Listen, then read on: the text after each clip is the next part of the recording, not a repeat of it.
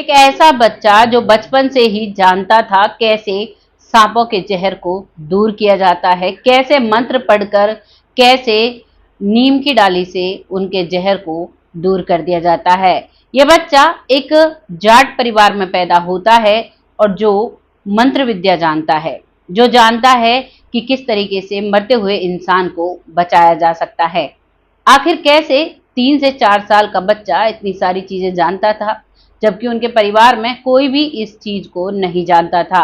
उसके और भाई थे 5 और वो 6वें नंबर का भाई था और सभी बहुत हैरान रहा करते और उसके इलाज से सब कुछ ठीक भी हो जाया करता। आइए जानते हैं कैसे ये बच्चा इन चीजों को जानता था। क्या इसकी कोई पिछले जन्म की विद्या थी जो इसे याद थी या फिर कुछ और था। नमस्कार, मैं महक चौधरी आज आपके सामने फिर से पुनर्जन्म की एक सच्ची कहानी लेकर आई हूँ। आज की कहानी शुरू होती है मथुरा के एक गांव का नाम है लट्ठापुर। लट्ठापुर के एक जाट परिवार में एक लड़का जन्म होता है, लड़के का जिसका नाम होता है बग्गा। बग्गा आचार्य के नाम से उसे लोग जानते हैं। उसके बारे में ये पूरी कहानी है।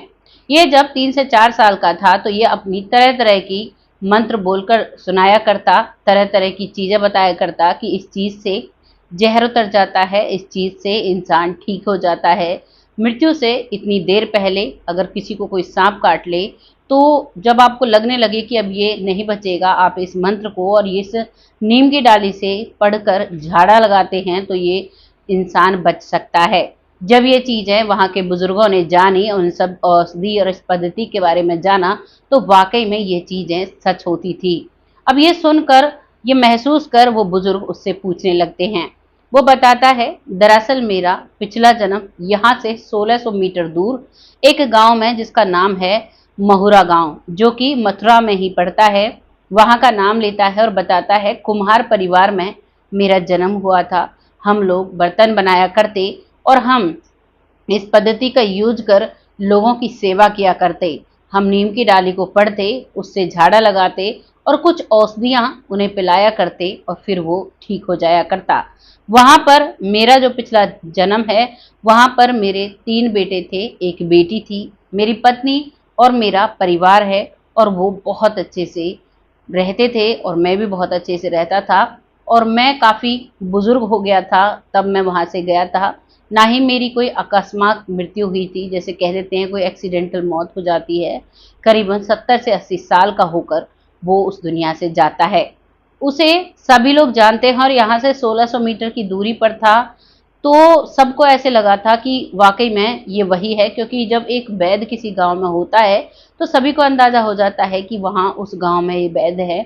तो वो चर्चित व्यक्ति था, वो सभी पहचान जाते हैं। फिर उस छोटे बच्चे को वहाँ लेकर जाया जाता है। वहाँ जाते हैं तो बताया जाता है उसका जो पोता है, यानी कि बेटे का बेटा है, वो भी उम्र में उससे काफ़ी बड़ा है और वो सभी उसे पहचान लेते हैं। कई पुरानी पहचान वो बताता है।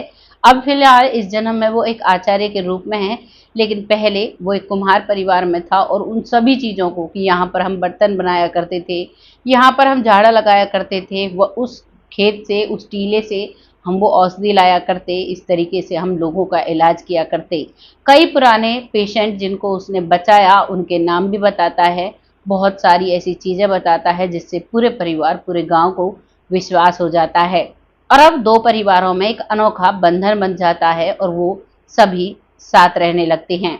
इस मामले को सुनकर बहुत से लोग बहुत हैरान होते हैं कि वाकई में पुनर्जन्म होते हैं। सब लोगों को इस चीज़ का विश्वास हो जाता है। अविश्वास करने वाले भी बहुत लोग होते हैं, लेकिन यहाँ इस मामले में बहुत से लोगों को एक एक नई चीज़ मिलती है।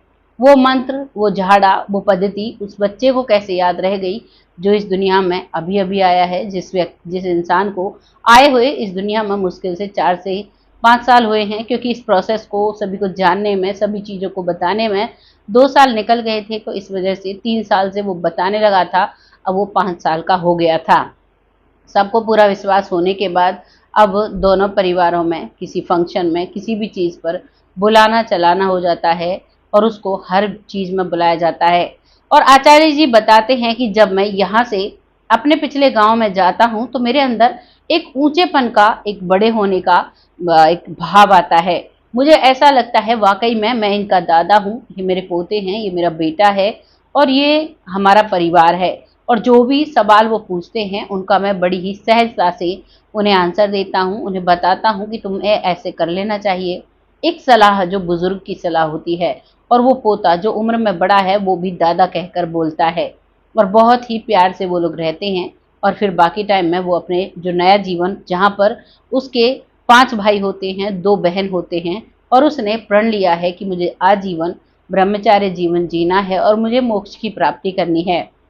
क्योंकि वो बताते हैं, जब मैं इस दुनिया से गया तो मैं ऊपर जाता हूँ और ऊपर मुझे एहसास होता है कि मुझे भेजा गया है और इस जन्म में मुझे कुछ ऐसे कार्य करने हैं जिनसे मेरा मोक्ष हो जाए, इसीलिए मुझे पूरे जीवन एक ब्रह्मचार्य जीवन जीना होगा।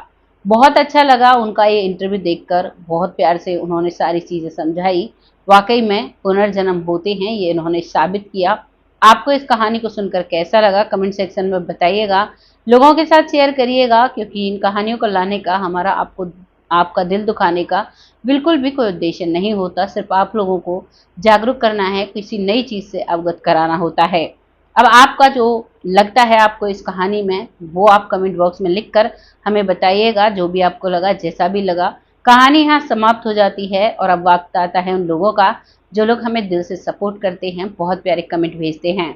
बहुत अच्छा लगता है जब आपके प्यारे-प्यारे कमेंट आते हैं, जिन्हें हम पढ़ते हैं और ऐसा एहसास होता है कि हमारा एक परिवार जो धीरे-धीरे बड़ा हो रहा है। ऐसे ही अपनी बहन, अपनी बेटी और अपने दोस्त का साथ देते रहें और ऐसे ही प्यारे-प्यारे कमेंट भेजते रहें। तब तक के लिए आप सब खुश रहें, आबाद रहें। जय हिंद, जय भारत।